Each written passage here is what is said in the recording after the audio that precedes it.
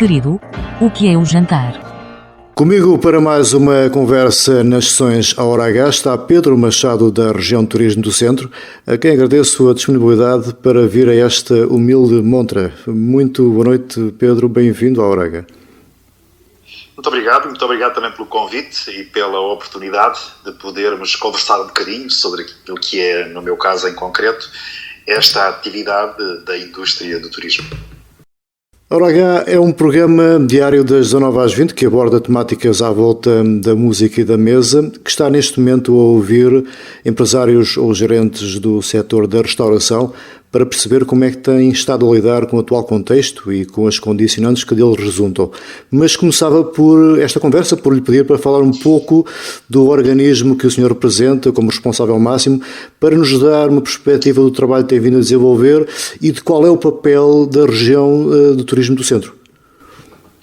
Bem, a Turismo Centro de Portugal é uma organização que tem por missão a estruturação do produto turístico e a sua respectiva promoção, seja do ponto de vista nacional, seja do ponto de vista do mercado interno alargado, aqui alargado para a Espanha, e tem essencialmente como elemento agregador os 100 municípios que compõem este centro de Portugal. Só para que os nossos ouvintes tenham uma ideia, os 100 municípios do centro de Portugal são mais do que os 16 municípios do Algarve, os 58 municípios do Alentejo e os 18 municípios de Lisboa somados. É por isso a maior região administrativa turística de Portugal e talvez por isso, por ser tão diverso e tão grande, ter tantas diferenças, tantas oportunidades, tanta diversidade turística.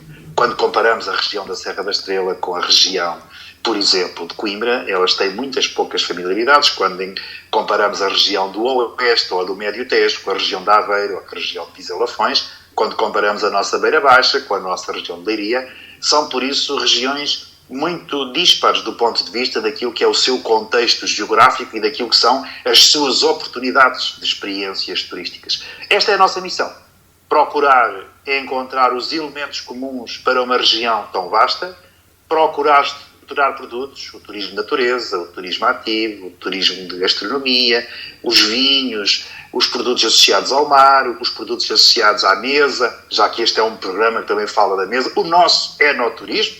O centro de Portugal tem 5 regiões vitivinícolas: a Bairrada, o Dão, a Beira Interior, a região do Tejo e a região de Lisboa.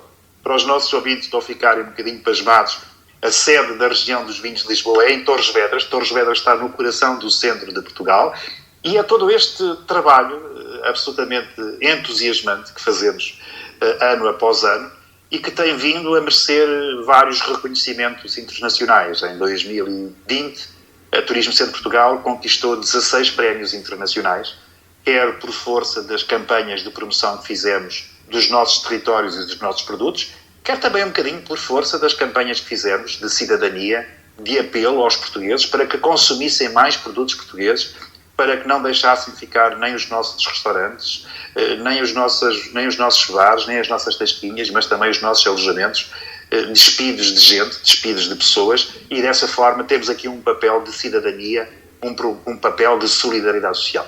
Esta é a grande missão da Turismo Centro de Portugal, que em 2019 registrou mais de 7 milhões de dormidas, e que significa que praticamente as dormidas, 50% são dormidas de portugueses, dormidas nacionais, e os outros 50% são essencialmente dormidas de franceses, de espanhóis, de brasileiros, de alemães, mas também, segundo a grande curiosidade, sobretudo com o turismo religioso em Fátima, temos muitos coreanos, vietnamitas, filipinos, japoneses, americanos, etc. Somos, por isso, uma região que tem uma panóplia enorme, tem aqui uma diferenciação enorme e que a torna, de facto, tão aprazível para trabalhar.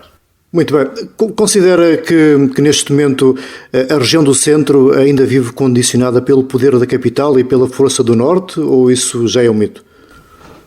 Existem ainda problemas estruturais no centro de Portugal e no país. Temos ainda uma baixa estadia média, isto é, os nossos turistas ainda pernoitam poucos dias ou poucas noites, como nós gostamos de dizer, na região, cerca de 1,7 noites em média, quando a média nacional está nos 2,2. Temos ainda uma forte sazonalidade. Talvez porque Portugal se projetou durante muitos anos nos mercados externos como um destino de sol e praia, o que trouxe dois problemas. O problema de estarmos a vender um produto muito concentrado nos meses do verão, deixando os outros meses sem procura turística, e depois aquela que é uma das outras características, que é, se é um produto de sol e praia, estamos a falar muito em monoproduto. Ora, felizmente, de há uns anos a esta parte, que o consumidor decidiu querer diferente. E a cultura, e a gastronomia, e os vinhos, e a saúde e bem-estar, e o turismo religioso têm vindo a crescer e têm vindo a fazer com que a região esteja menos dependente daquilo que é essa bicefalia das áreas metropolitanas do Porto e de Lisboa, que são naturalmente ainda hoje concentram muito da procura turística, mas estamos mais entregues a nós próprios e às nossas próprias estratégias, sobretudo uma que desenhamos há 3 anos, a nossa ligação à Espanha. E a Turismo Centro de Portugal já faz promoção conjunta com a Extremadura, com a Castilla e Leão, pelo menos há uns 3 anos a esta parte, e isso tem revelado, de facto, um instrumento poderoso para combater essa bicefalia entre os destinos mais clássicos, como é o caso do Algarve ou o caso de Lisboa. Tal como referi, estamos a fazer uma auscultação no programa ao setor da restauração da região, embora com maior preponderância na Figueira da Foz, que é a minha praia. Considera que os restaurantes, cafés ou mesmo bares poderão vir a ter ou a vir a fazer grandes alterações no modo de operar? Alguns exemplos, algumas sugestões? Esta pandemia, e estamos em plena presidência da União Europeia, trouxe-nos vários desafios. 2 que são absolutamente críticos do ponto de vista do curto prazo e do médio prazo. O combate à pandemia e, naturalmente, a vacinação e a saúde pública. É muito importante que cumpramos com rigor o nosso plano de vacinação, porque é através do plano de vacinação que nós ganhamos a percepção de segurança e somos um destino confiável, sobretudo para os mercados externos. Segunda grande missiva, a urgência da recuperação económica e da coesão territorial. E para a recuperação económica, o Governo apresentou o PRR, apresentou aquilo que é conhecido pela Bazuca, e, por exemplo, a Bazuca tem, naquilo que são a resiliência, 7,2 mil milhões de euros para combater um conjunto de vicissitudes, entre elas 3,200 milhões de euros para as vulnerabilidades sociais. O que significa que estamos todos a prever que temos fortíssimos problemas de caráter económico e, por consequência, de caráter social. A ideia de haver processos de insolvência e, infelizmente, de podermos perder emprego. Veja-se que a Espanha está neste momento com 5,8 milhões de desempregados. Muitos deles que dependem de uma atividade, como é o caso do turismo, que já era muito sazonal e que agora foi obrigado a fechar portas, e a Figueira da Foz e os concelhos à volta não estão imunes a estas consequências diretas e imediatas. Quero dizer com isto que é preciso olharmos para aquilo que sempre reivindicamos, tesouraria, fundo perdido, ajudas financeiras para podermos combater estas fragilidades sociais que infelizmente estão e vão continuar a surgir, pelo menos até aquilo que nós consideramos ser um processo de retoma previsível. Páscoa 2022. E por isso até lá teremos um verão mais envergonhado, teremos um outono e um inverno no sentido de, se formos capazes de cumprir os planos de vacinação para podermos receber de imediato os nossos mercados emissores externos, é disso que nós estamos a falar, mas provavelmente, sobretudo com o mercado alemão, só na Páscoa de 22 teremos essa nova normalidade. Teremos o processo de vacinação já muito adiantado e teremos essa percepção de segurança criada para que as pessoas venham e possam voltar para os nossos restaurantes, possam voltar para os nossos hotéis, possam voltar para o nosso turismo. Aquilo que eu acredito é que 2021 será um ano de retoma lenta, tímida, mas ainda assim com probabilidades de podermos ter, como tivemos em 2020, um agosto e um julho particularmente fortes, porque coincide com o período da baixa do IR, do nosso R de indicador de transmissibilidade, e ao mesmo tempo estaremos com mais pessoas vacinadas e isso permite alguma folga para que as pessoas possam viajar. Destinos como o centro de Portugal, o interior, as praias fluviais, obviamente o nosso litoral, a Praia da Figueira da Foz é a maior praia do país e por isso ela permite, com o distanciamento físico exigido da DGS, mais de 17 mil pessoas em simultâneo, portanto, o que significa que temos aqui espaço para poder criar essas condições e é sobre isso que nos vamos naturalmente empenhar. Ainda sobre o setor da restauração, em que medida é que pode contar com a região de turismo do centro? Há alguma forma de poder ajudar? Estamos, obviamente, muito articulados com as medidas que o Governo, o Programa Apoiar e outros que foram criados para acudir de imediato, sobretudo as linhas do microcrédito do próprio Turismo de Portugal, para que os microempresários, as microempresas possam ter acesso direto a terem ajudas e essas ajudas serem a fundo perdido.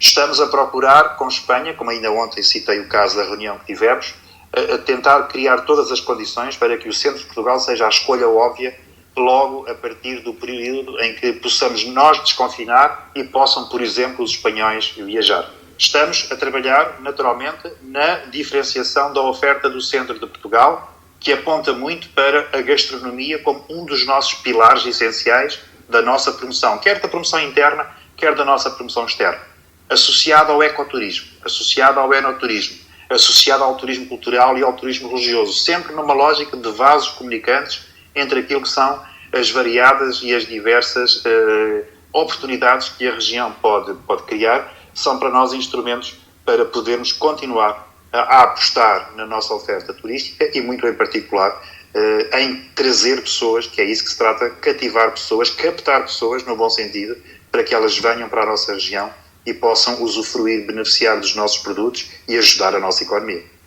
Estamos quase a terminar. A minha pergunta nesta fase, já falámos do passado, do presente, como é que acha que vai ser o futuro do turismo? Considera que vamos ter grandes alterações no futuro? Temos no curto prazo alterações de caráter imediato, quando somos obrigados a andar de máscara na rua, quando somos obrigados a guardar a distância social, quando somos obrigados a desinfetar as mãos à entrada, durante e à saída dos estabelecimentos, quando somos obrigados a criar menos lugares sentados dentro dos restaurantes e, por isso, há um conjunto de procedimentos que é inevitável sabermos aprender a viver com eles. E, portanto, desse ponto de vista, vamos ter que fazer esse caminho. Segundo, há provavelmente circunstâncias que apontam para novos consumidores com novos hábitos. A ideia da percepção da distância física, a ideia da percepção da segurança vão estar muito mais atuais do que estavam até aqui. E por isso é uma exigência também para os proprietários, para os promotores, para aqueles que têm os seus negócios, saberem interpretar os novos tempos e prepararem-se, desde logo, para poder responder a essas exigências que os novos tempos vão trazer. E há também a possibilidade, não há que o negar, do Covid poder mudar alguns negócios. Por isso, vemos hoje um aumento exponencial, por exemplo, nos nossos restaurantes, que têm optado, e bem, quer pelo takeaway, quer pelo delivery, no sentido de que é preciso reinventar modelos de negócios. E o Covid trouxe isso. E é algo que não vai acabar tão depressa. Provavelmente, como dizem muitos dos virologistas, muitos dos especialistas, vamos ter que aprender a viver com o Covid, como vivemos com as gripes, como vivemos com outras doenças que são doenças pandémicas e para as quais o melhor que temos a fazer é adaptar-nos. Aliás, como dizia Darwin, não foram nem os mais inteligentes nem os mais fortes que sobreviveram, foram os que se adaptaram. Portanto, nós vamos ter que nos adaptar também. Muito bem, estamos mesmo na fase final e a última pergunta desta nossa conversa, porque o programa aborda temáticas de boa música para a boa mesa, é qual é que é a música que o Pedro considera adequada para acompanhar o jantar ou o momento da preparação do jantar? Olha, há músicas que me inspiram bastante e há bocadinho ouvia uma que vou partilhar convosco. Estava até com o meu filho durante o jantar, que é uma música muito interessante do Pedro Brunhosa, que é Quero Voltar para os Braços da Minha Mãe. Eu acho que quando estamos à mesa ou quando preparamos uma refeição, mesmo quando não estamos com os pais, lembramos sempre das refeições da nossa avó, das nossas mães, e se calhar o Quero Voltar para os Braços da Minha Mãe do Pedro Brunhosa pode ser um bom tema para esta noite. Muito boa sugestão. Muito obrigado pela disponibilidade, mais uma vez, parabéns pelo excelente trabalho que tem feito em nome da região Centro e muito sucesso, continuação de muito sucesso para o futuro. Muito obrigado, Helder. Foi um prazer estar nesta hora H. Muito obrigado. Muito gosto.